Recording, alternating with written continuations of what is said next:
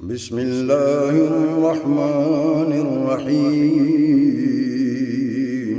والليل إذا يغشى والنهار إذا تجلى وما خلق الذكر والأنثى إن سعيكم لشتى فأما من أعطى واتقى وصدق بالحسنى فسنيسره لليسرى وأما من بخل واستغنى وكذب بالحسنى فسنيسره للعسرى وما يغني عنه ماله إذا تردى